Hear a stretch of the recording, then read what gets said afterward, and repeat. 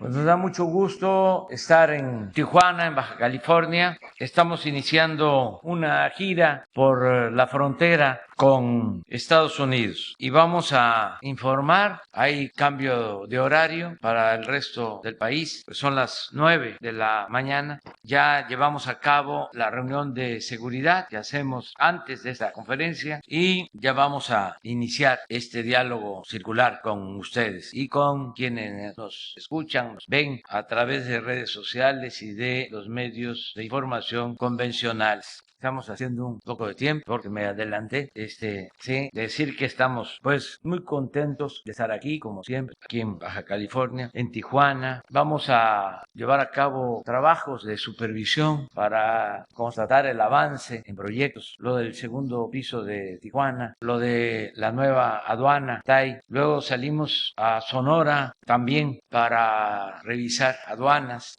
Y vamos a llegar a descansar, a dormir a Ciudad Juárez y mañana también a Piedras Negras. El día 19, que es el Día del Ejército, vamos a estar en Coahuila, en la Hacienda de Guadalupe, y ese mismo día, por la tarde, en Nuevo Laredo. Regresamos a la Ciudad de México y el domingo vamos a Chilpancingo. Ese es el programa de esta semana. Es Tijuana, Nogales, Ciudad Juárez, Piedras Negras, la Hacienda de Guadalupe, en Coahuila, para la conmemoración del Día del Ejército y la aduana de Nuevo Laredo. Y regresamos el sábado por la tarde a la Ciudad de México y el domingo Chilpancingo. Como no hay vuelos, me voy a trasladar en helicópteros y en un avión de la Fuerza Aérea en este recorrido, en esta gira, hasta Nuevo Laredo, que ahí sí ya hay vuelo comercial. Sí, ayer llegué en Aeroméxico. Pues salimos de allá a las 7 de la noche allá, aproximadamente, sí, y descansamos muy bien y estamos muy contentos, muy a gusto. ¿Dónde comienza nuestra patria? Entonces ya le pedimos a la ciudadana gobernadora, la maestra Marina del Pilar Ávila Olmeda, que está haciendo muy buen trabajo, cuenta con todo nuestro apoyo. La eligió el pueblo de Baja California y estamos trabajando de manera coordinada. El gobierno del estado, también los gobiernos municipales y el gobierno federal, en beneficio de la gente, en beneficio del pueblo, porque esa es nuestra obligación. Lo hacemos además con gusto porque tiene que ver con nuestras convicciones, el servir al pueblo. Adelante.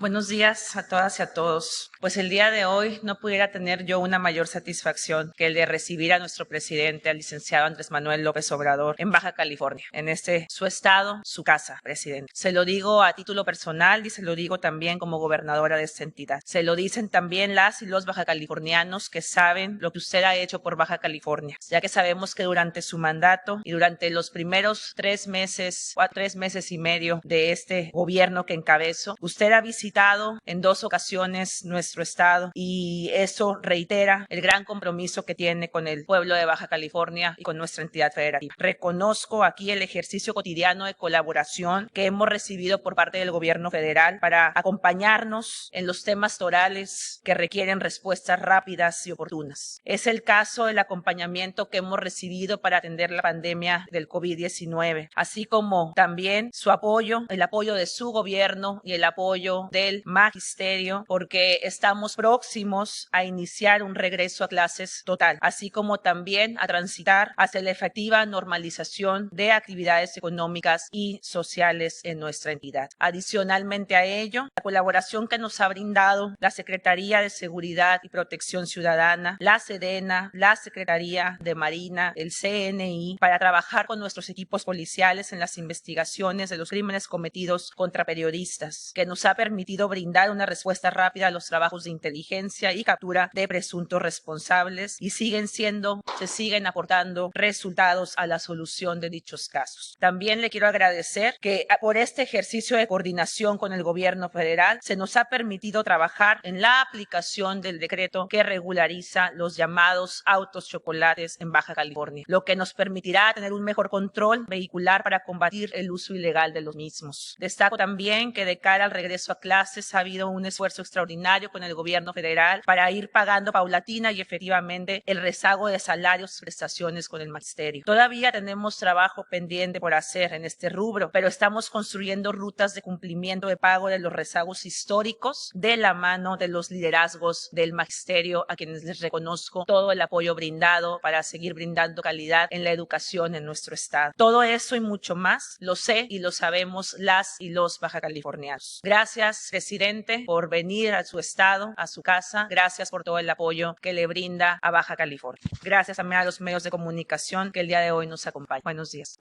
Señor presidente, buenos días. Vamos a informar sobre la situación de seguridad pública aquí en el estado de Baja California. Adelante, por favor. Iniciamos. Bueno, el estado tiene 7 municipios, una población de 3.769.020 habitantes, una cantidad importante que ocupa el 11 lugar a nivel nacional por número de habitantes. En 3 municipios, Ensenada, Mexicali y Tijuana, ahí concentra un poco más del 90% de su población, 3.4 millones de habitantes. En cuanto a incidencia delictiva, aquí vemos en la gráfica los lugares que ocupan los diferentes delitos. El robo de vehículos tiene el primer lugar a nivel nacional. Estos delitos son por cada 100.000 habitantes acumulado durante la presente administración y hasta diciembre del 2021, que es la información que tiene actualizada el Secretariado Ejecutivo del Sistema Nacional de Seguridad Pública. Aquí hacer mención que los delitos, aunque tienen lugares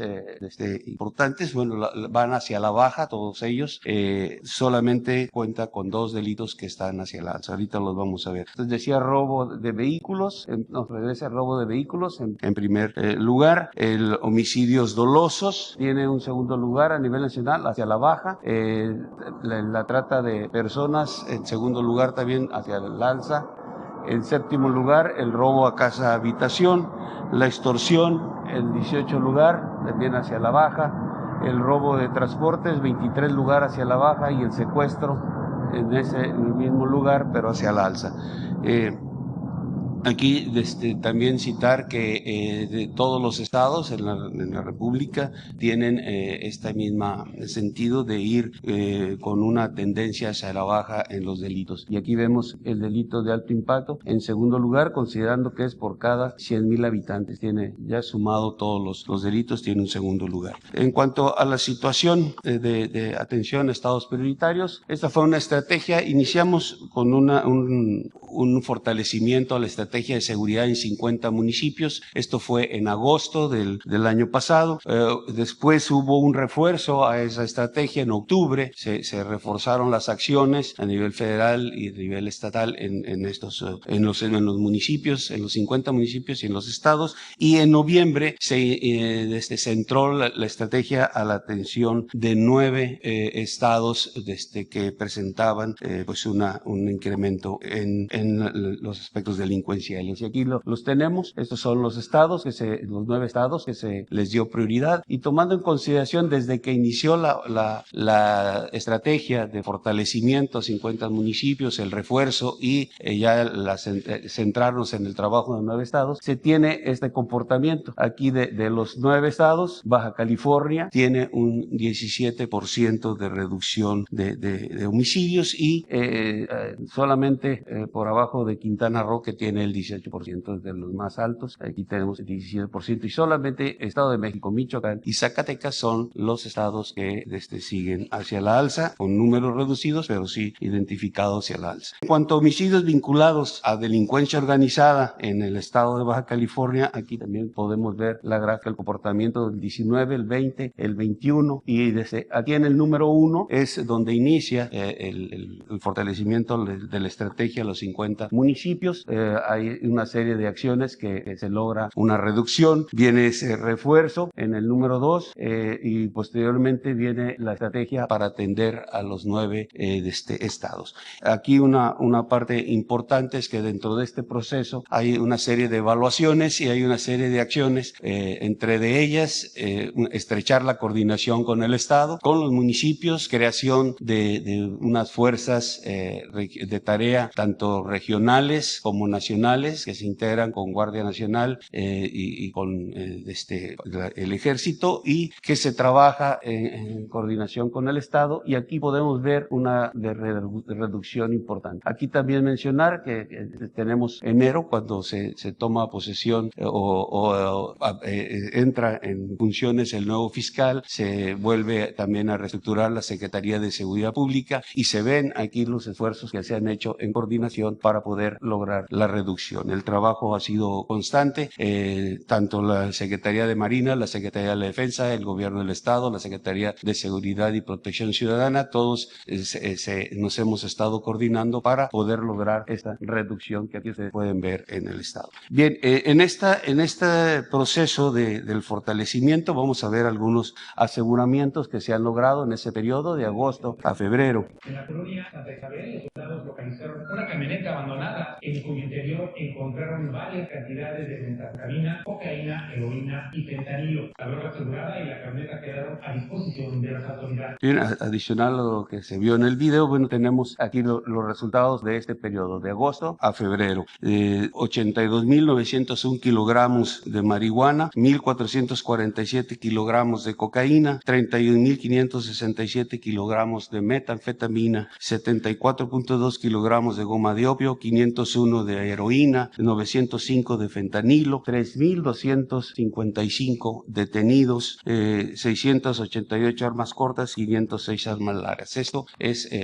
resultados de la parte de fortalecimiento. Aquí tenemos adelante otros aseguramientos importantes que se han hecho: 400 kilogramos de metanfetaminas. De Ojos Negros hacia Tecate. Lo asegurado fue puesto a disposición de las autoridades. Esto se realizó en el 31 de enero, y también en enero de este año, en esa coordinación que yo cité que se ha mantenido con la Fiscalía del Estado, con las autoridades estatales, municipales, se han podido realizar 25 cateos que van obviamente direccionados a las áreas donde los delincuentes pues tienen sus concentraciones de enervantes o de armas, y ahí vemos todos estos resultados que se han tenido.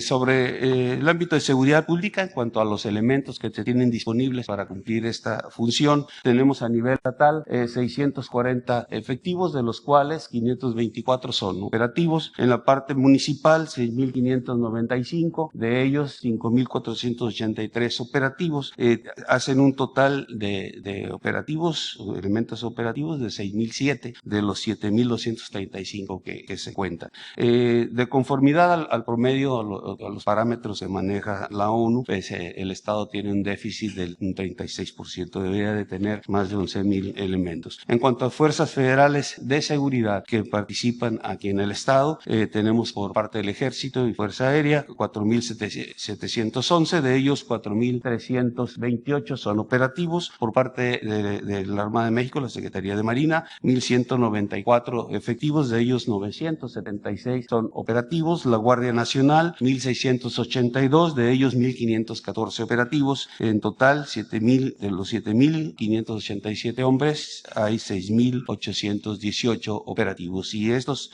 elementos operativos, sumados con los de Policía Estatal y Municipal, hacen un total de 12.825 hombres y mujeres que trabajan coordinadamente en las áreas. Adelante, por favor. En estas 5 coordinaciones regionales de la Guardia Nacional, que son Mexicali, Tecate, Tijuana, Ensenada y San Quintín, y obviamente coordinados con lo que es el responsable de la Guardia Nacional en el Estado, el coordinador estatal. En cuanto a la construcción de compañías de Guardia Nacional en Baja California, en el 2019 se construyó la compañía en Tijuana. En el 2020 fueron 5 compañías que ya están funcionando: Ensenada, Mexicali, Rosarito, San Quintín y Tecate. Para el 2022 tenemos considerado la construcción de 6 más, que serán 2 en Ensenada, Mexicali, Tecate, y 2 en Tijuana. Adicional a esto, hay 5 instalaciones del Ejército que fueron cedidas a la Guardia Nacional para que se establecieran y operaran en las áreas. Estos son en Ensenada, en Mexicali, San Quintín, Tecate y Tijuana. En cuanto a los resultados que hemos tenido aquí en el Estado por parte de fuerzas federales durante toda la administración, aquí mencionaré los más relevantes: 460 kilogramos de fentanilo, 543 kilogramos de heroína, 1.977 kilogramos de cocaína, 37.295 kilogramos de metanfetamina, 91 kilogramos de goma de opio, armas 569 largas, 856 cortas. Tenemos aeronaves, 10 aeronaves aseguradas, 1.323 vehículos, 9 laboratorios, y aquí en el aseguramiento de moneda nacional es importante las cantidades que se han logrado asegurar: 3.8 millones de pesos y casi 12 millones de dólares asegurados, 4.726 detenidos. De estos resultados, vamos a mostrarles los resultados que se han obtenido en base a las actividades de alertamientos aéreos, en base a inteligencia aérea, y en la aplicación del Sistema Integral de Vigilancia Aérea que se tiene en la República, y que aquí en la parte norte tenemos concentrados los radares que nos permiten hacer la detección de vuelos ilícitos. Aquí vemos algunos videos de las actividades que se realizan en estos alertamientos aéreos. Se han tenido 11 alertamientos aéreos con resultados. Hemos asegurado 3 aeronaves y 10 vehículos. Aquí mencionar que dentro de los procedimientos que usa la delincuencia, no todo el tiempo podemos asegurar la aeronave, pero sí la carga la dejan en algún lugar, en algún punto, o se la entregan a los delincuentes que están en tierra para que sean trasladados en sus vehículos, y ahí con la conjunción de fuerzas de tierra y de aire podemos hacer este aseguramiento. Hemos también asegurado 29.2 kilogramos de fentanilo, 553,000 pastillas de fentanilo, 90.5 de heroína, 181.6 kilogramos de cocaína, 1.380.2 kilogramos de metanfetaminas, 12.2 kilogramos de goma de opio. Estos aseguramientos es lo que llevan las avionetas cargando para su entrega a los delincuentes que están en tierra. En cuanto a robo de hidrocarburos, en la presente administración el Estado tiene 2 poliductos, Rosarito Mexicali, Rosarito Ensenada. Hemos detectado 694 tomas clandestinas, de ellas 451 en Tecate, 114 en Tijuana, 99 en Rosaritos. Se han asegurado 65 vehículos, recuperado 576,000 litros de combustible, se han asegurado 6 predios y 59 personas detenidas. En cuanto a la asignación de recursos federales, estatales en materia de seguridad pública, en lo que es del año, en el Fondo de Aportaciones para la Seguridad Pública se recibe el Estado un total de 366 millones de pesos, y en el Fortamun, que es el fortalecimiento de municipios y demarcaciones territoriales, 2.777.4 millones de pesos. Finalmente, en relación a las actividades que realizamos en el Plan DN3, Plan Marina, el Plan de la Guardia Nacional, aquí en el Estado, se han participado con 3.582 hombres y mujeres de las fuerzas, de las 3 fuerzas, con 415 vehículos, 2 aeronaves, 3 embarcaciones, y principalmente se han atendido incendios forestales, lluvias e inundaciones. Es todo. Muchas gracias. Con su permiso, señor presidente, muy buenos días a todas y todos. Venimos a informar sobre los avances en las investigaciones de los lamentables homicidios de periodistas que tuvieron lugar en Tijuana y en otros lugares del país. Reiterar nuestra solidaridad con las familias, los amigos y la comunidad de reporteros y medios de comunicación, y decir que de parte del Gabinete de Seguridad existe un compromiso total para dar con los responsables, tanto materiales como intelectuales, porque estos crímenes no pueden permanecer sin castigo. Sabemos de la importancia de atender la demanda de justicia de las familias afectadas y de dar resultados certeros, porque no solo es la responsabilidad y nuestro deber, sino es nuestra convicción. Aquí la directriz presidencial es clara: 0 impunidad y 0 corrupción, tanto en la investigación como en la procuración e impartición de justicia. Por eso estamos trabajando de la mano con las fiscalías de los estados, la Fiscalía General de la República y el Poder Judicial. Lo seguiremos haciendo porque lo importante es aclarar los hechos hechos y hacer justicia. Hemos puesto a disposición las capacidades de inteligencia, operación e investigación del Estado mexicano en este esfuerzo. No escatimaremos recursos y garantizaremos que no se intenten inculpar a personas inocentes o construir casos ficticios. Aunque esto pueda llevar más tiempo, trabajaremos sin pausa, profesionalismo y compromiso. Detendremos a los verdaderos responsables. Señalar que seguiremos trabajando con el mecanismo de protección de periodistas de la Secretaría de Gobernación para que proporcione apoyo a quienes lo necesiten. Finalmente, decir que el Gobierno de México refrenda su compromiso con la libertad de expresión. A lo largo de nuestra historia hemos luchado por ella y no permitiremos que por medio de la violencia se intente acallar a quienes con su trabajo han contribuido en la construcción de un país más justo. Ahora le doy la palabra al subsecretario Ricardo Mejía para los detalles de los casos. Muy buenos días. Con su permiso, señor presidente, secretaria Rosa Isela, gobernadora Marina del Pilar. Como nos lo instruyó el presidente Andrés Manuel López Obrador y la secretaria Rosa Isela, damos cuenta de avances en la investigación de casos que han atraído la atención de la opinión pública y del gremio periodística con relación a lamentables homicidios de compañeros periodistas. Bueno, este es el caso de la periodista Lourdes Maldonado, aquí en Tijuana, que ya hemos dado cuenta en otras ocasiones.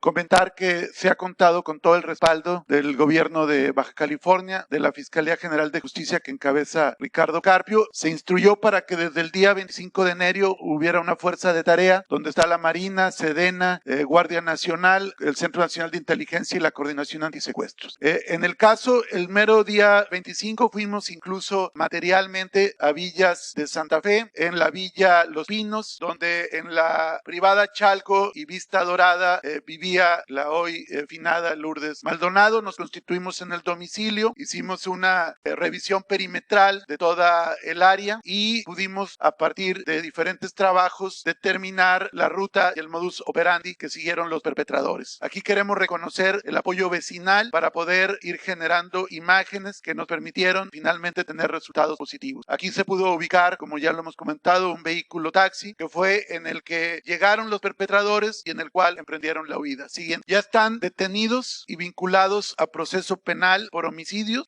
Se otorgó 6 meses de investigación complementaria para las personas Eric N., Guillermo N. y Kevin N., que son 3 autores materiales, copartícipes del homicidio de Lourdes Maldonado. Es el caso de Guillermo N. Siguiente, aquí se puede apreciar precisamente el día de los hechos, el taxi donde se movieron, los diferentes movimientos que estuvieron efectuando por el rumbo donde vivía Lourdes Maldonado. Aquí se ve el caso de Eric N., quien conducía el taxi, el caso de Guillermo, también aquí el día de los hechos, se puede hacer la identificación. Siguiente, y aquí también el caso de Kevin, tanto en el taxi conducido por Eric y los diálogos que tuvo con Guillermo el día de los hechos que perpetraron el homicidio de Lourdes. Insisto, ya están vinculados a proceso, se siguen diferentes líneas de investigación para dar la autoría intelectual y también para complementar a otro sujeto que consideramos que va a ser la clave para el tema de la autoría intelectual. Siguiente, el caso de Margarito Martínez, reportero gráfico acaecido aquí también en Tijuana. El caso de Margarito, no descartamos posibles vinculación de un grupo criminal. Hay un trabajo muy sólido de inteligencia y de acopio de indicios. Sin embargo, convertir la inteligencia en acciones para judicializar tiene un grado de complejidad, sobre todo para poder otorgar las medidas por parte de los jueces de control, pero hay mucha confianza que con toda la información de inteligencia y los indicios, en muy breve tiempo se puedan ya generar mandamientos judiciales para cateos y órdenes de aprehensión. Siguiente, el presidente nos instruyó a hacer un recuento de casos en otras partes del país. Es el caso de Netzahualcóyotl Cordero, quien se le intentó asesinar en su domicilio en el municipio de Isla Mujeres, en el estado de Quintana Roo. Afortunadamente, Netzahualcóyotl ya estaba en el mecanismo de protección de periodistas, tenía botón de pánico, se genera el alertamiento, hay apoyo vecinal y de la Guardia Nacional y se puede detener a uno de quienes intentaron privarlo de la vida. Netzahualcóyotl ya está bien protegido fuera del estado, resguardado con su familia. Siguiente. Y quien intentó matarlo ya está vinculado a proceso con prisión preventiva, en este caso oficiosa. Siguiente. En el caso del periodista Eber López Vázquez, quien fue asesinado el pasado 10 de febrero en Salina Cruz, como se informó en este mismo espacio, en flagrancia fueron detenidos los autores materiales Ricardo N. y Ricardo N. de 45 y 35 años años respectivamente, en una rápida respuesta de la Policía Municipal de Salina Cruz y de la Fiscalía General del Estado de Oaxaca.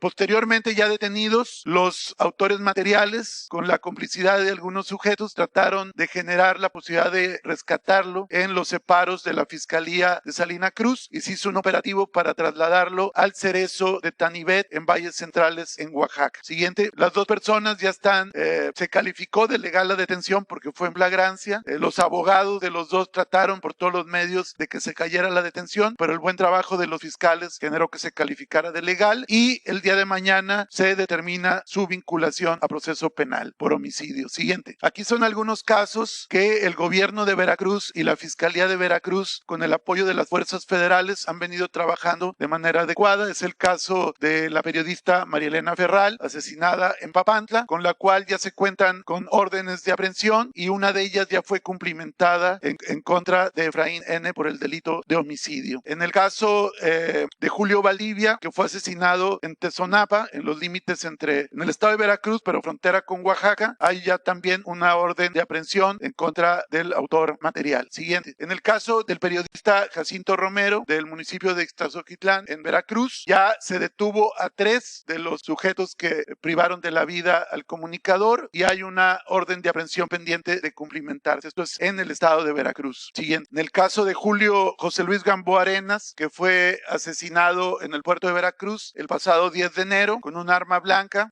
comentar que van muy avanzadas las investigaciones y en breve se espera que haya ya una solicitud de orden de aprehensión por parte de la Fiscalía de Veracruz. El compañero Gamboa Arenas desafortunadamente no estaba en un mecanismo de protección de periodistas. Siguiente, este es el caso de Freddy López Arévalo, asesinado el pasado mes de octubre en San Cristóbal de las Casas. Comentar que con la Fiscalía de Chiapas, con el fiscal Ola Gómez, estuvimos muy en contacto por órdenes de la secretaria Rosa Isela y se hizo un trabajo también de reconstrucción con cámaras de videovigilancia y se pudo determinar al autor material y al autor intelectual. Se obtuvieron las órdenes de aprehensión. Con posterioridad, el caso fue atraído por la Fiscalía Especial para la Atención de Delitos Cometidos contra la Libertad de Expresión de la Fiscalía General de la República. Sin embargo, desafortunadamente, siguiente, tanto el autor intelectual Eder N. alias El Norteño y Jonathan N. alias El Mo, que fue el autor material que privó de la vida a Freddy López Arévalo, ambos aparecieron asesinados en enero del presente año en el municipio de Comitlán de Domínguez. Fueron identificados con todos los procedimientos periciales, de tal suerte que tanto el autor material como el autor intelectual fueron asesinados con posterioridad. Sin embargo, el caso no está por concluido y sigue en la Fiscalía Especializada de la PGR. Siguiente. Estos son algunos casos que lleva la Fiscalía General de la República y que amablemente nos comparte la información. Es el caso de mayo de 2017, el asesinato de Javier Arturo Valdés Cárdenas en Culiacán, Sinaloa, del cual hay ya 2 sentencias condenatorias contra Heriberto N. alias El Koala por 14 años y contra Juan N. El Quillo por 32 años de prisión. Igual que en el caso de Chiapas que comentábamos hace unos momentos, también uno de los asesinos fue asesinado a su vez posteriormente, por lo cual ya no se pudo ejecutar orden de aprehensión y se mantiene una orden de aprehensión vigente en contra de Damaso N. alias El Minimí como autor intelectual, que como ustedes saben está recluido en un penal en Estados Unidos y se encuentra pendiente su extradición. En el caso de Miroslava Brecht, que fue asesinada en marzo del 17 en Chihuahua, hay ya 2 sentencias condenatorias, una por 51 años contra un autor material y otra por un auxiliar por 8 años y están pendientes de ejecutar otras 2 órdenes de aprehensión. Siguiente. En el caso de Juan Nelcio Espinosa Manera en Piedras Negras, que fue en agosto del 21, este caso también se atrajo por la Fiscalía General y hay 3 órdenes de aprehensión por homicidio y tortura y por encubrimiento, y en este caso están relacionados quienes eran servidores públicos al momento de los hechos. Y en el caso del homicidio de Israel Vázquez Rangel, un reportero de Salamanca, Guanajuato, que fue asesinado en abril del 21, este caso ya se obtuvo una sentencia condenatoria contra el autor material de 20 años. ¿Sería cuánto, señor presidente? Y la política de cero impunidad vamos a continuar.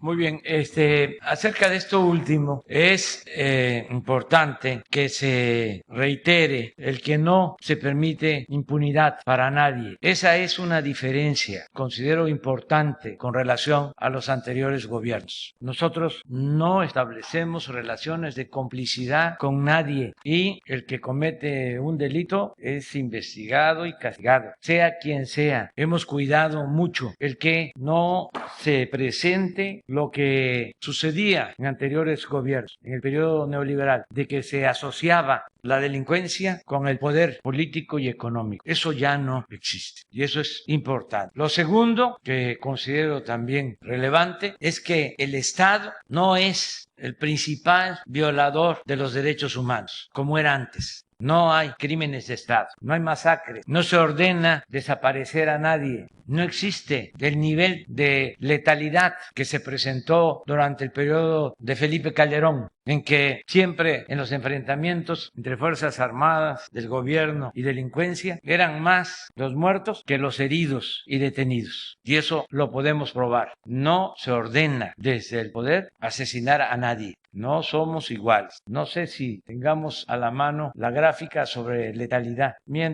Porque esto ayuda mucho a que no nos confunda. Lamentamos lo que sucede cuando pierde la vida un periodista. Lo lamentamos mucho, de manera sincera. Pero no es lo mismo en cuanto a la actitud que prevalecía anteriormente. Y vamos a continuar combatiendo la inseguridad, el crimen y la impunidad. No se va a permitir la asociación delictuosa entre autoridades y el crimen. Miren esta lámina.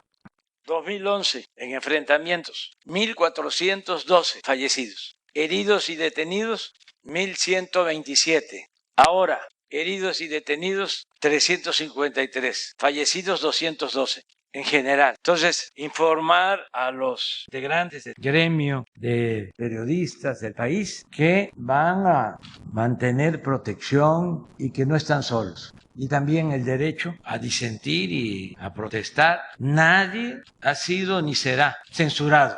Ni Lore de Mola, ni López Dóriga, ni Ciro, ni Carmen Aristegui, no, ni los del pasquín conservador de la mafia del poder, que es el Reforma. Nadie. Que no se olvide lo que pasó con Carmen Aristegui, que no se olvide lo que le hicieron a José Gutiérrez Vivó, los que ahora se rasgan las vestiduras de manera hipócrita. Lo único que estamos planteando es que todos debemos de ejercer nuestra libertad de expresión y el derecho de réplica, porque hay un poder no legal, no legítimo, que se erige como grupo de presión para enfrentar los movimientos de transformación o de cambio, los movimientos en beneficio del pueblo, los movimientos en contra de la corrupción. Inmediatamente los potentados conforman un poder mediático para atacar, calumniar, destruir. Entonces, lo que estamos planteando es que esos grupos de poder que utilizan medios de información y a periodistas den a conocer cuánto destinan a esas acciones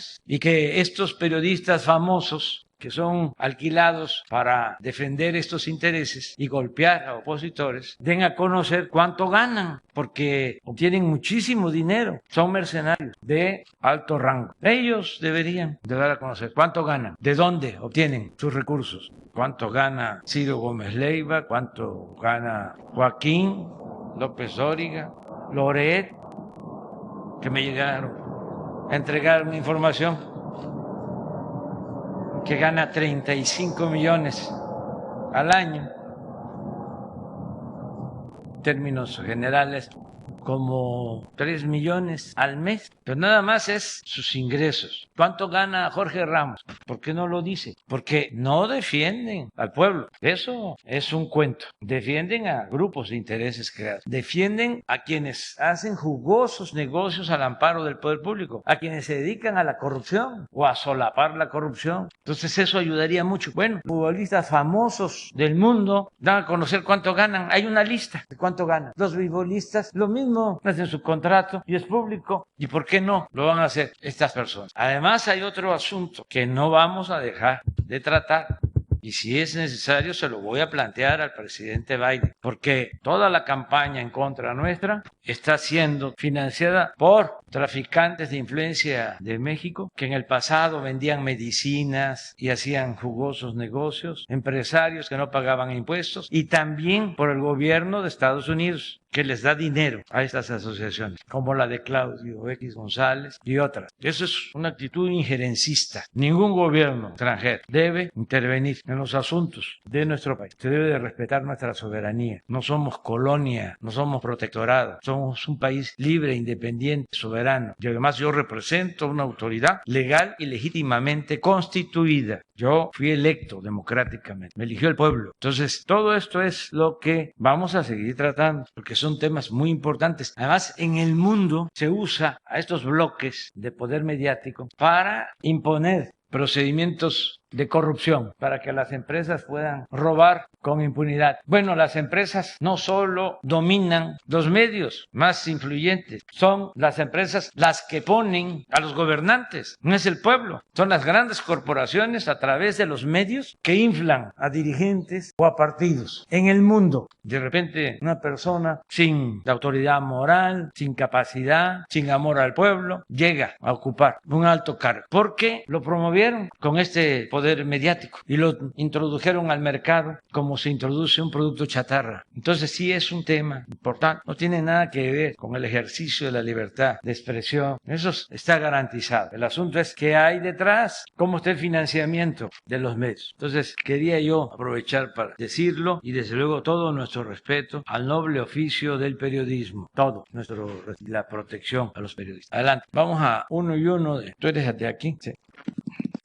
Roy, buenos días, señor presidente, buenos días, gobernadoras, secretarias, secretarios, Diego Elías Cedillo de Tabasco hoy, Campeche hoy, Quintana Roo y Diario Basta de Grupo Cantón. Señor presidente, nada más conocer su opinión al respecto de la carta que contestó ayer el Instituto Nacional de Acceso a la Información con respecto a la carta que usted envió y también su opinión sobre la decisión del INE de que la carta que firmaron todas y todos los gobernadores de Morena se tiene que dar de baja con motivo de la veda electoral. Gracias, presidente. Bueno, lo cierto es que yo ya presentía que iban a responder de esa manera por su actitud desde que se fundó ese instituto. No permiten que se den a conocer informes sobre lo que ganan los periodistas famosos, que también es una minoría. La mayoría de los periodistas gana muy poco y se arriesga mucho. Los que andan en la calle, los que andan haciendo la nota, no los que están en las oficinas, los restaurantes de lujo. Entonces, no dan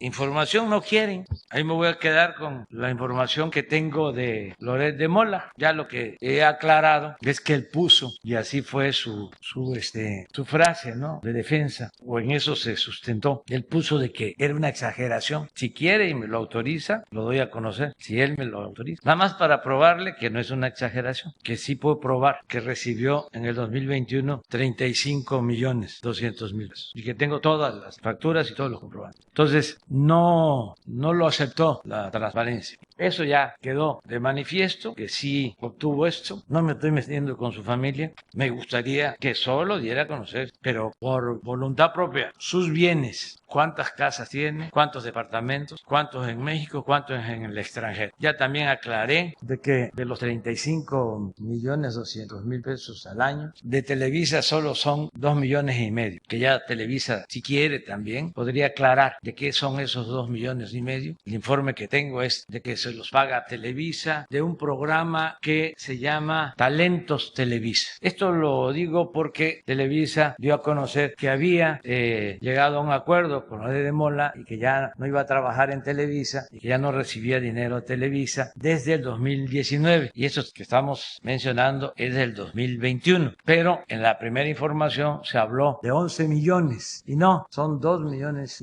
El resto es de otra empresa porque Televisa vendió su parte parte. Era la W y la mitad de las acciones de esa empresa las mantiene el grupo Prisa, edita El País en España. Y la otra mitad, Televisa, la vendió a Miguel Alemán y luego Alemán a Cabal Peniche y le pusieron otro nombre, pero en los papeles que me entregaron decía Televisa y en efecto, ya revisándolos bien, de Televisa nada más son 2.500.000. ¿Y cuánto es para 11? 9, ¿no? 8.5 para la otra empresa, que no tienes sí, pero el actualizado donde ya está la otra empresa, el nombre, porque hay una que es Radiopolis, ese es el de Prisa, pero hay otra empresa que es la que constituyeron cuando Alemán compró a Televisa. Entonces, dejó pasar una oportunidad el Instituto de la Transparencia para hacer la investigación, porque nada debe, nada teme, y la vida pública tiene que ser cada vez más pública. Y sí, puede ser que en cuestiones privadas se respete, pero aquí estamos hablando de dinero que tiene que ver con lo público, porque los medios pues son concesiones, tienen que ver con el sector público, son entidades de interés público, los medios, y en varios casos reciben dinero de gobiernos. Por ejemplo, una de las fuentes de financiamiento de Loret es Latinus, y Latinus está vinculado con las empresas que vendían los medicamentos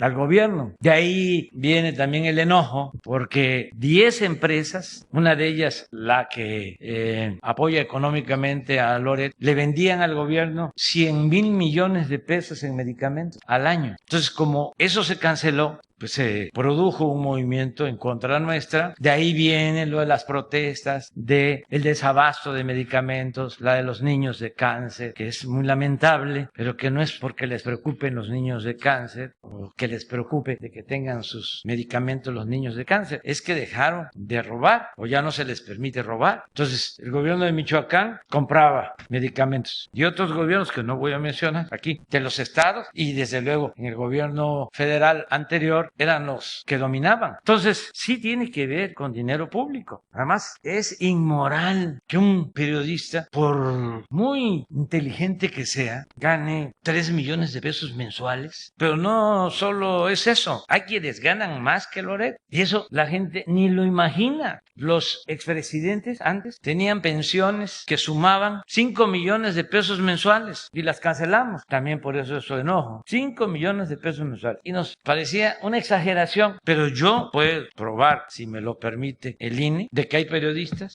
que ganan más de 5 millones de pesos mensuales. De estos que mencioné. Estamos hablando de Loret 3, pero es que hay quienes ganan más. Entonces, ¿qué son? Es que juegan un papel fundamental porque son defensores del pueblo, luchan en contra de las dictaduras, de los gobiernos autoritarios, defienden los derechos humanos, denuncian la corrupción. No, nada de eso. Son golpeadores para lo opuesto, para desprestigiar a quienes de verdad luchan en favor de los pobres y en contra de la corrupción. Entonces ya sucedió esto. Esa es tu pregunta, ¿no? Bueno, pues ya lo decidió el INE, es parte de lo mismo. El INE es la carta de los gobernadores. De los gobernadores de Morena, el Sí. INE decidió que se tendría que dar de baja. O sea, Que hablaban de... apoyar a su gobierno, de los proyectos, etcétera, de la reforma eléctrica. Pues sí, es el INE. ¿Qué se puede esperar? Ahí en el caso del INE sí quiero tratar un asunto. Ayer dije de que un periodista, Ricardo Rafael, estaba en una lista de proveedores del INE y él pidió un informe al INE y el INE contestó de que no era proveedor, ni tenía ningún contrato, ni le daban dinero. De ser cierto, pues está aclarado. Sin embargo, debe el INE informar por qué lo tiene en un documento oficial. No puedes poner el documento. Esto fue lo que yo vi, porque está en las redes, porque se generó una polémica con una compañera y ella dio a conocer esto. Así fue, ¿no? Bueno, sí, que del 11 para atrás, dice el INE no tienen registro, pero esto es lo que aparece y en esto me apoyé para sostener que él tenía vínculos con el INE. Entonces que aclare el INE, porque lo que dice es de que del 2011 para atrás no tiene información. A lo mejor esto es de antes de esta. Sí, entonces ojalá y el INE, ¿no? Aclare, profundice por el periodista y por el interés público sobre estas cosas. Gracias, presidente. Y por último, el año pasado, si no me equivoco, la Ciudad de México y Quintana Roo, en particular Cancún, fueron de las tendencias o fueron de los destinos más visitados de todo el mundo en temas de turismo. Presidente, derivado también que la pandemia de COVID-19 viene a la baja, conocer si el gobierno federal tiene alguna estrategia para impulsar el turismo en las regiones del país donde así sea. En este caso podría ser Quintana Roo, Baja California, los destinos tendencia, Ciudad de México en algún momento dado. Y también conocer, presidente, si el gobierno del estado de Baja California de manera puntual tiene alguna estrategia de turismo en atención también a todo el tema de las rutas vinícolas, de lo que se puede explotar en Baja California. Conocer en el gremio federal, presidente, y también en el ámbito estatal, si se tiene alguna estrategia para impulsar este ámbito, presidente. Gracias. Bueno, el turismo es estratégico, se está impulsando en Quintana Roo, en Baja California, en todo el país. Y es una actividad que va creciendo, que va teniendo cada vez más importancia, porque son muchos los recursos naturales, las bellezas naturales de México. Alguien me decía ayer que veníamos en el avión, el ingeniero Reobó, de que estuvo en Mexicali y viajó de Mexicali a Tijuana y que quedó sorprendido de la Rumorosa, de la belleza de la Rumorosa. Y hablábamos de eso, de que México tiene lugares muy bellos, espléndidos. Entonces vamos nosotros a seguir fomentando toda la actividad turística. La verdad es que está creciendo el turismo, está creciendo la economía. Afortunadamente ya estamos pasando lo más grave de la pandemia, van a la baja los contagios en todo el país y lo más importante, las defunciones, los fallecimientos, y se nota de que ya estamos regresando por completo a la normalidad en lo económico. Lo podemos ver si tienes la lámina de empleos de febrero, y ayer, no sé cómo esté hoy, pero ayer estaba el peso muy apreciado. Si tomáramos en cuenta lo de ayer, podría decir que durante todo el tiempo que llevamos en el gobierno no ha habido devaluación en México, y esto no se veía, tenía décadas. Entonces, 2029 es a como estaba cuando llegamos. Y estos son los empleos. Sí, hasta el 13, ¿no? 70,826 nuevos empleos en febrero. Entonces, la economía va avanzando y va a seguir avanzando. Sonia de Anda, de esquina 32. Y, presidente, permítame que ya se me trabó aquí el teléfono. Mire, buenos días, señor presidente. Antes de realizar mi pregunta, los periodistas de Baja California queremos informarle que nuestro gremio está muy lastimado. Como en todo México, trabajamos bajo la sombra de ser atacados y asesinados por nuestro trabajo, y los crímenes que se cometen en nuestra contra no se aclaren. Aquí desde Tijuana, donde enterramos a dos de nuestros colegas, Margarito Martínez y Lourdes Maldonado, en menos de una semana, no dejaremos de exigir justicia, porque no se mata la verdad matando periodistas. Expreso los nombres de los 5 periodistas asesinados en este año en voz alta para que no sean olvidados. A los compañeros presentes, a manera de homenaje, les pedimos unirse con un solo presente. José Luis Gamboa, presente. Margarito Martínez Esquivel, presente. Lourdes Maldonado, presente. Roberto Toledo, presente. Ever López, presente. Y bajo este esquema, señor, me permita preguntarle ya en lo personal si usted está enterado de que se mantienen privadas las audiencias de nuestra compañera Lourdes, del caso de nuestra compañera Lourdes Maldonado, a sugerencia del Ministerio Público. Es un tema de interés público, y que usted pues ha sido una persona que siempre ha hablado de la transparencia, y esto nos cierra a nosotros la posibilidad de entender qué fue lo que pasó y de vigilar de cerca este crimen. Y bueno, si me permite después hacerle otros 2 preguntas. Gracias. Bueno, decidimos estar aquí en Tijuana para informar, y les diría que se está informando sobre Lourdes, sobre este lamentable asesinato, más de lo que se acostumbraba o se utilizaba de pretexto con el llamado debido proceso, porque lo que queremos es que haya información. No tenemos nada que ocultar, nada absolutamente, y no hay impunidad. Entonces se está informando. Si el Ministerio Público, los jueces no informan, nosotros lo vamos a seguir haciendo.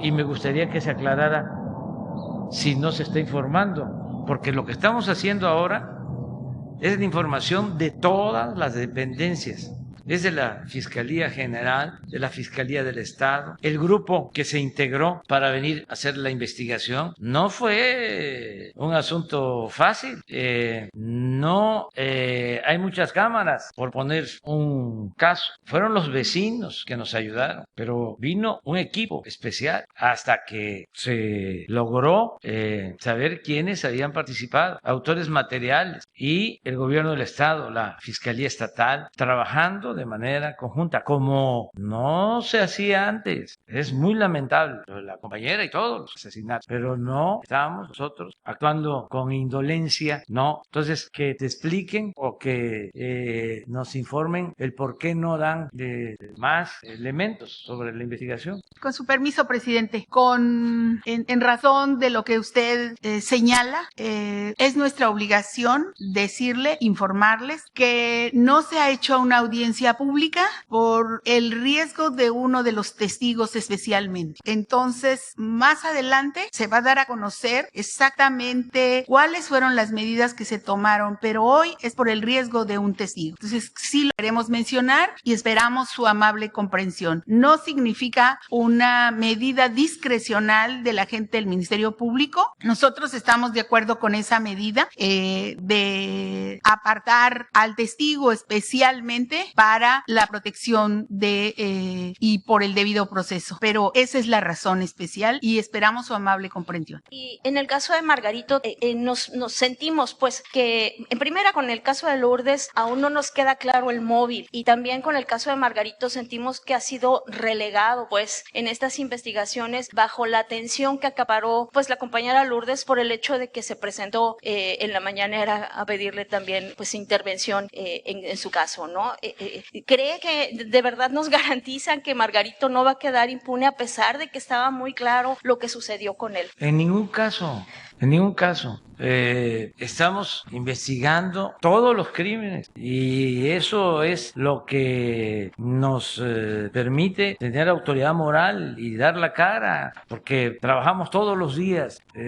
Yo personalmente recibo el reporte diario de actos delictivos en el país, de lo que sucedió en las últimas 24 horas, y todos los que estamos aquí juntos tomamos decisiones todos los días. Eso nunca se había hecho en la historia de México. ¿Cuándo se habían levantado los presidentes?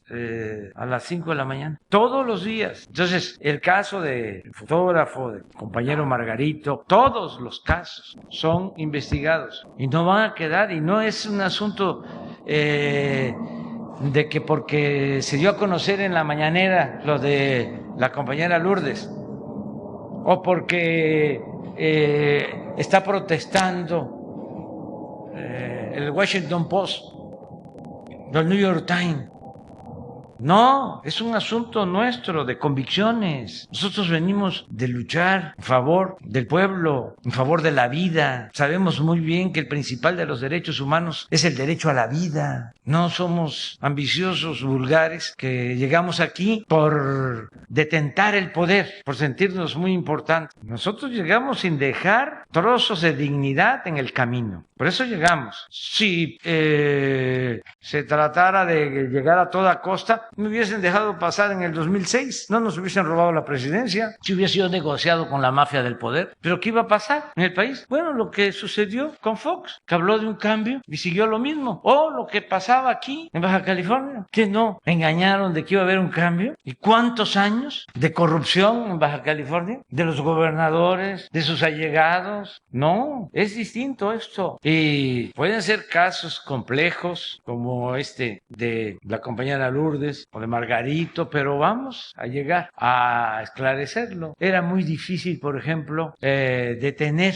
a los que participaron en el crimen de las mujeres y de los niños de Bavispe, y saben que de casi 30, ¿no? 28 detenidos, ¿y cuántos nos faltan? 10, o sea, participaron 38 y hay 28 detenidos, y así en todos los casos. Entonces, tengan confianza de que nosotros vamos a aplicarnos, y no solo porque es nuestra responsabilidad, responsabilidad, es una convicción, es un asunto nuestro. Señor, y por último de mi parte es preguntarle si usted respalda el mecanismo que siga protegiendo a personas que hacen uso de la libertad de expresión y piensan que pueden, a pesar de abusando este derecho, violentar las leyes que están incluso limitando la forma en la que se aplica este derecho. ¿Le parece correcto que se proteja con policías a quienes difaman, calumnian, insultan, atacan sin pruebas? Hemos tenido casos. Hay voceros de narcos que estuvieron protegidos con este mecanismo. Hay voceros de narcos que aspiran a llegar a este mecanismo porque hacen transmisiones en redes sociales. ¿Le parece correcto?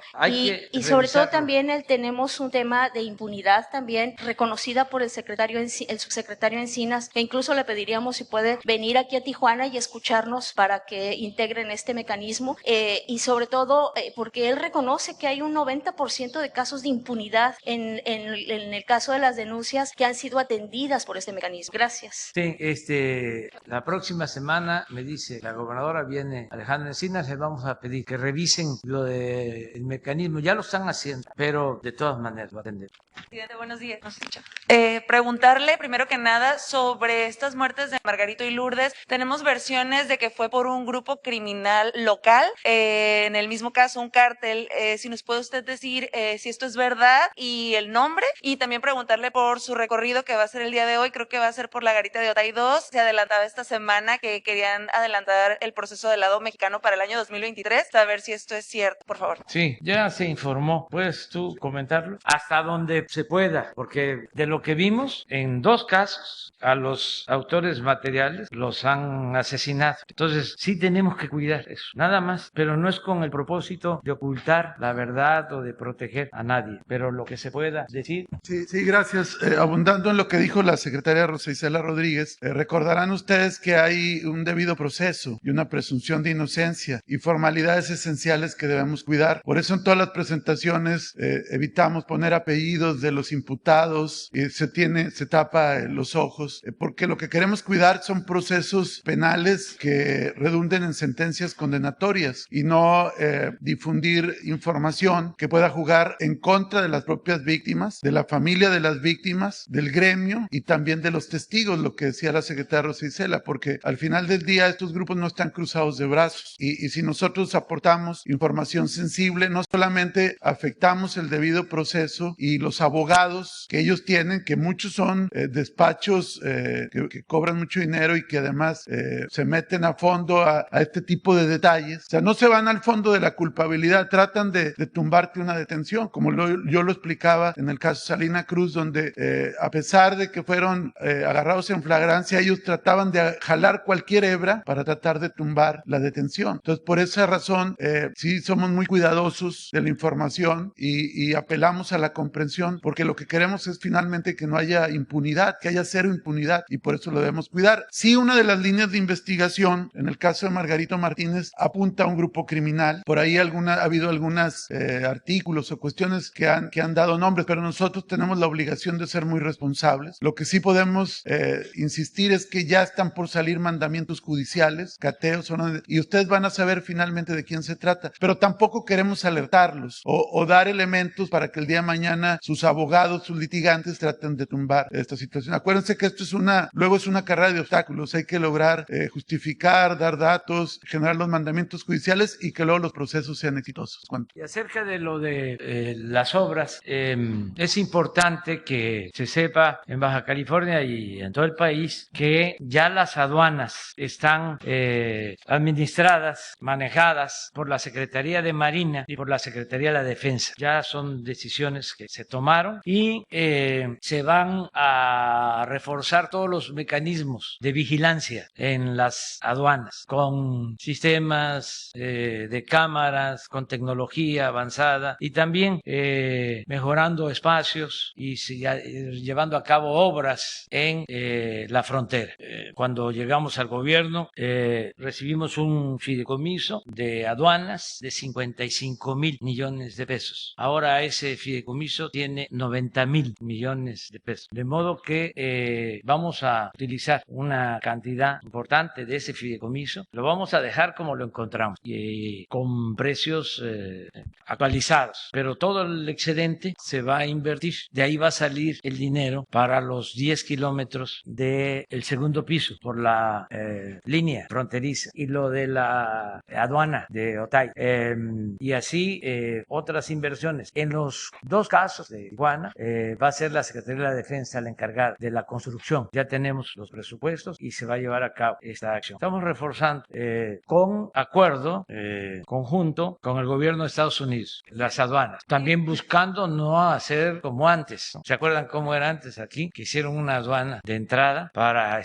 supuestamente decomisar armas. ¿Se acuerdan cuánto gastaron en un elefante blanco? No sé si funciona, porque antes habían decomisado como cinco pistolas, y había costado muchísimo. Entonces eso ya no se puede seguir así. Presidente, y por último, saber si hay algún tipo de presión que estarán ustedes poniendo en el gobierno de Estados Unidos para que ya habilite la garita peatonal Pet West que está junto al Chaparral, porque pues el gobierno hizo todo un esfuerzo para quitar el campamento migrante del sitio, pero esta garita no está operando y las líneas están larguísimas para cruzar aquí en Tijuana, se hace mucho caos vehicular. No sé si ya ustedes tuvieron alguna conversación con ellos para poner agentes en el sitio. Pues qué bien que nos dices, porque hoy nos va a acompañar el embajador de Estados Unidos y le vamos a plantear lo que estás aquí dando a conocer.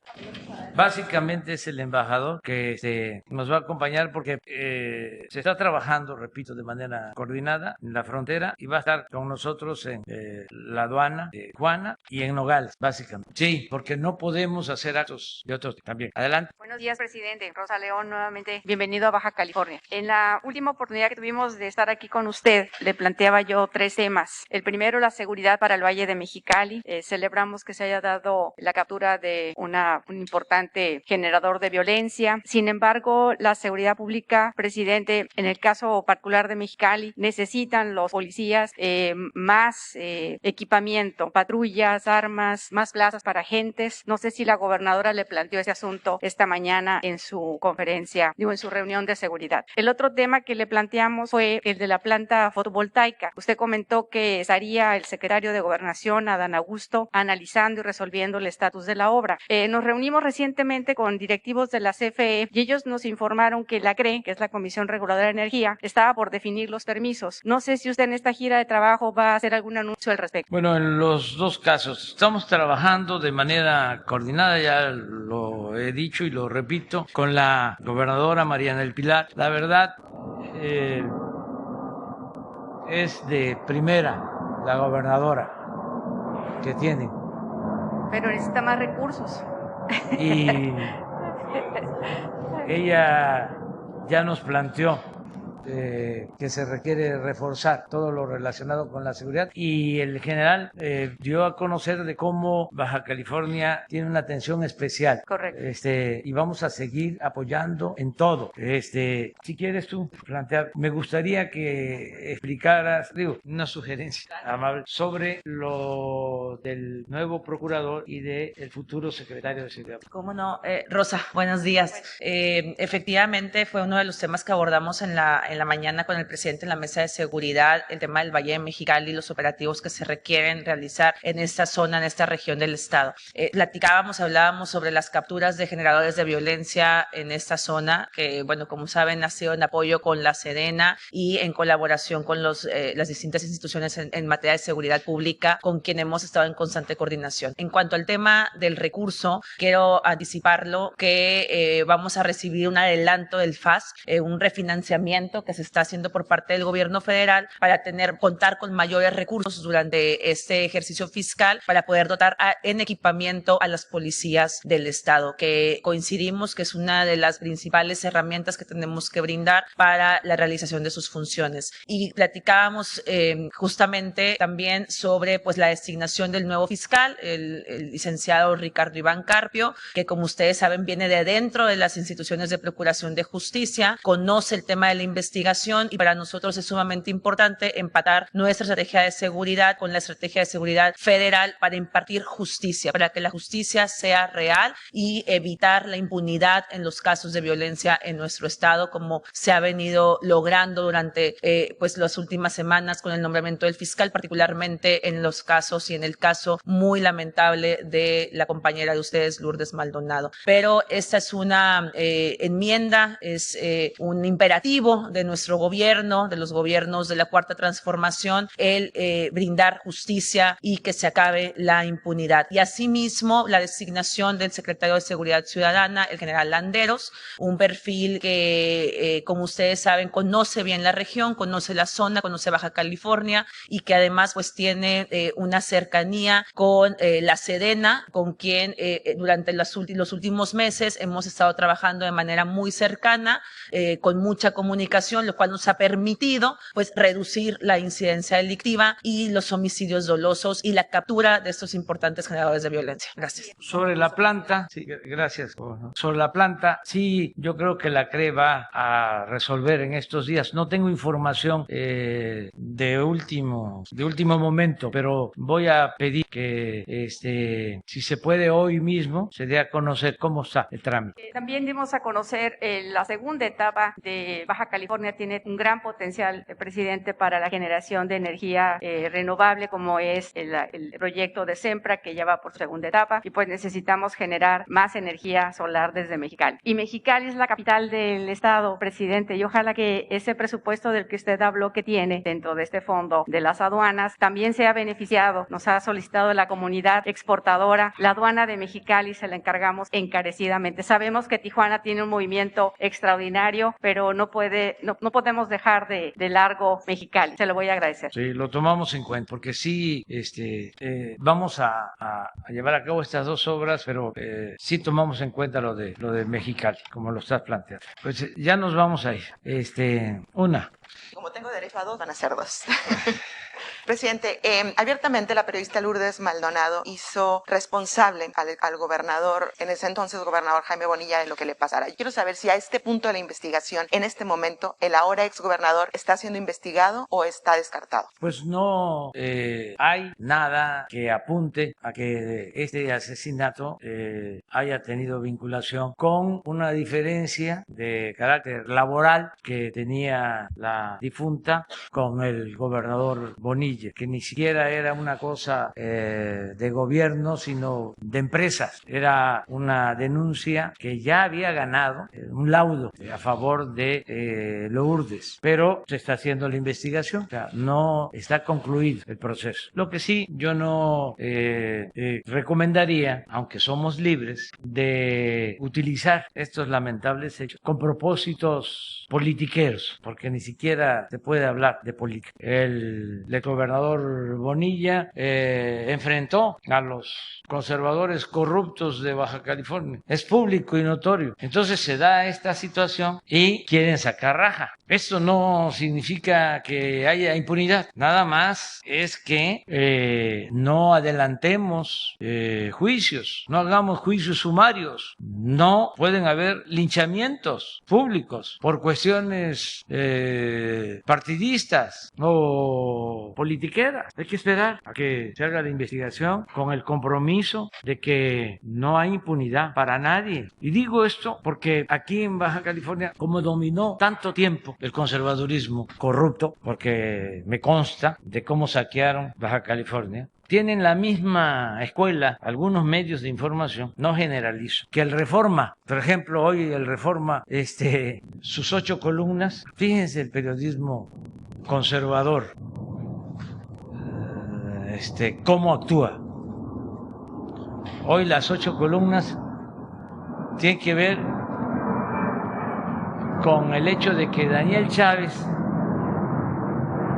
que se dedica al turismo y sus hijos tienen una empresa en Estados Unidos y fueron los que invitaron a mi hijo José Ramón a trabajar. Ahora el Reforma Fíjense la cabeza, el titular. Amplía 4T concesiones de playas a Vidanta, que es la empresa turística. Esto es de lo más sucio, porque ¿qué tiene que ver una cosa con la otra? No lo he visto el reportaje, pero habría que ver quién da los permisos, porque este grupo tiene hoteles en Jalisco, en Nayarit, en Guerrero, en Quintana Roo, y si son los gobiernos estatales, pues ¿qué tienen que ver los gobiernos estatales de Jalisco y el que estaba en Guerrero y en Quintana Roo con la 4T? Y si es del gobierno federal a quien corresponde dar los permisos, ¿qué dependencia y qué pruebas tienen de que yo, para favorecer a Daniel Chávez, ordené que les dieran los permisos? No hay nada de pruebas. Es una vil calumnia. Es lo que hace el AMPA del periodismo, con la máxima de que la calumnia cuando no mancha tizna. Entonces, ya basta. Son de lo peor los conservadores. Corruptos, deshonestos, que son dos cosas distintas, corrupción y deshonestidad, y además hipócritas. Aquí en Baja California, ¿cómo engañaron de que iba a haber un cambio? Lo que hicieron fue un acuerdo con Salinas y con todos para seguir saqueando en Baja California. Y este periódico es el boletín del conservadurismo en el país. Es un pasquín. Entonces, no es estar en contra de la libertad de expresión, es que esto es una vileza. Yo nunca he hablado de la familia Junco. He hablado de los dueños, de Alejandro Junco, pero no de la familia. Pero ellos se meten con todo, no hay limitaciones, porque es mafia, y peor que las mafias, porque las mafias tienen ciertas reglas, o al menos antes se respetaba a la familia y se iba sobre el que estaba metido en la mafia, no con los hijos, no con la familia, y máxime si no hay elementos. Entonces, aclaro esto porque no hace falta, la verdad, no tengo información, pero los conozco al dedillo, a estos conservadores. Entonces, me imagino que con este lamentable caso de Lourdes han agarrado a Jaime Bonilla, el exgobernador, pero a periodicazos, a golpearlo, porque así son. Esa es su naturaleza.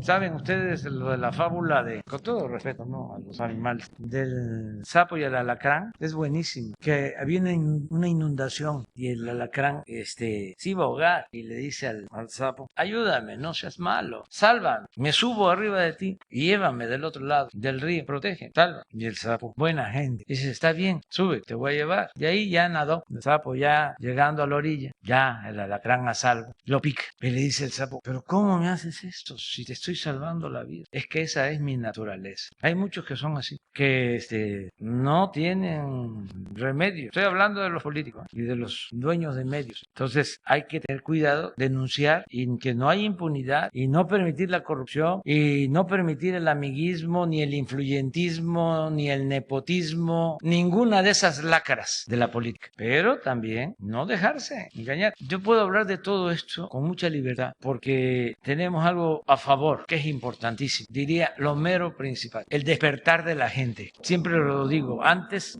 los medios tenían un poder omnímodo, me refiero a las empresas, a los de arriba, destruían a opositores y no había cómo defenderse, no había posibilidad de réplica. A nosotros en oposición nos dieron hasta que se cansaron y aguantamos, calumnia tras calumnia, de todo tipo, y aguantamos. Pero afortunadamente, de las cosas buenas de los últimos tiempos fue lo del internet, las redes sociales, y eso, aun cuando ya se están metiendo, las están manipulando, incluso tratando de censurar, cosa que no debe de hacerse. Por ejemplo, yo me manifesté en contra de que le quitaran la oportunidad de utilizar Twitter y redes sociales al presidente Trump. ¿Cómo una empresa va a censurar? Como ahora se me estaba pasando decirlo, pero lo que le hicieron al presidente de Honduras hace 2 días puede ser lo que se sostenga legalmente que hizo este señor, pero ¿cómo lo van a encadenar? O sea, eso es prepotencia, violación de derechos humanos, eso es indigno. ¿Encadenar a alguien? ¿Hace falta? ¿Que no se puede detener a una persona, tenerlo ahí con custodios, ponerle cadena? Bueno, con todo y la manipulación de los medios, de las redes y los bots, con todo se ampliaron las libertades,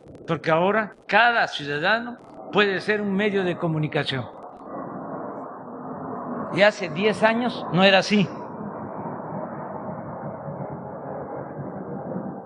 Eran los grandes medios, los corporativos, los que mandaban, hasta imponían autoridades, ya lo dije. Entonces, ahora es distinto, esa es la ventaja que tenemos, ¿sí? Tenemos casi 300 millas de frontera entre Tijuana y San Diego. Hay particularmente 2 puntos donde el muro fronterizo está interrumpido. Y exactamente en esos 2 puntos hay campamentos del ejército mexicano. Uno al pie del muro y uno entre el muro primario y secundario de Estados Unidos. Es decir, ya en territorio estadounidense, donde la patrulla fronteriza informó que era por donde tenían el mayor flujo de migrantes, particularmente rusos. Quisiera saber exactamente qué hace en esos puntos los elementos del ejército mexicano, ahí en el muro fronterizo. Ayudan a que no haya tráfico de personas y sobre todo tráfico de drogas. Y en toda esta frontera estamos vigilando el tráfico de drogas. Y nosotros, en cuanto a lo migratorio, la política que tenemos es la de buscar que en los países centroamericanos y en México la gente tenga oportunidad de trabajo y no se ve obligada a emigrar. Eso se lo he planteado al gobierno de Estados Unidos, se lo planteé al presidente Trump y al presidente Biden también, que la gente no abandona a sus pueblos por gusto, sino por necesidad. Y por eso estamos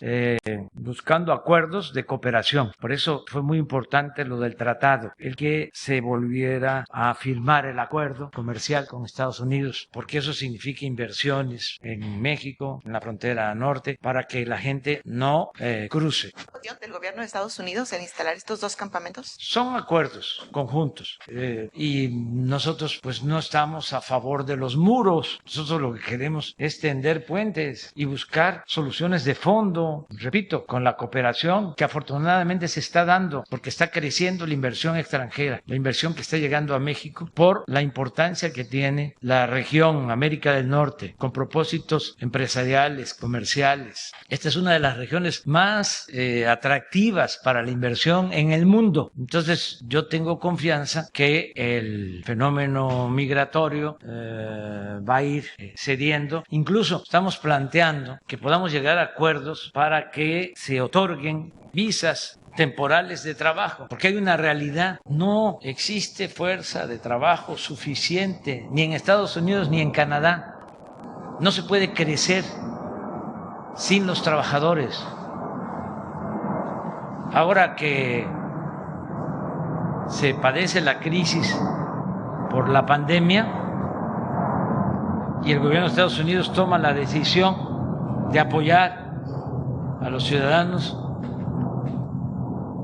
y dispersan mucho dinero, ¿qué pasó? Pues se llenaron los puertos del Pacífico, hubo más dinero, más demanda, sin la oferta suficiente y más compras de Asia. Entonces, ¿por qué no producimos en América del Norte, que ese es nuestro planteamiento, lo que consumimos? ¿Por qué lo tenemos que traer de Asia? ¿Por qué no integrarnos? ¿Y por qué no llegar a un arreglo de fondo en el fenómeno migratorio? Y aquí aprovecho también para decir que le hemos estado comentando al presidente Biden que siga impulsando su propuesta de regularizar a 11 millones de migrantes que viven, trabajan honradamente en Estados Unidos y que vamos a estar pendientes porque esa iniciativa ya está en el Congreso en Estados Unidos y ya no va a ser el tiempo de antes de que el gobierno de México se quedaba callado. Si, con todo respeto, hay legisladores de partidos en Estados Unidos que votan en contra de nuestros paisanos migrantes, nosotros lo vamos a dar a conocer, vamos a expresar nuestra inconformidad y vamos a señalar respetuosamente qué partido fue el que no no aprobó la iniciativa de regularizar a los migrantes mexicanos. Se lo dije al presidente Biden en el último encuentro. Los hermanos puertorriqueños son 5 millones. Los hermanos cubanos en Estados Unidos son 4 millones. Nuestros paisanos mexicanos son 38 millones. Y también, con todo respeto, no es posible que los hermanos cubanos tengan senadores, diputados, una gran influencia en la política interna de Estados Unidos, y los mexicanos, ya ciudadanos estadounidenses,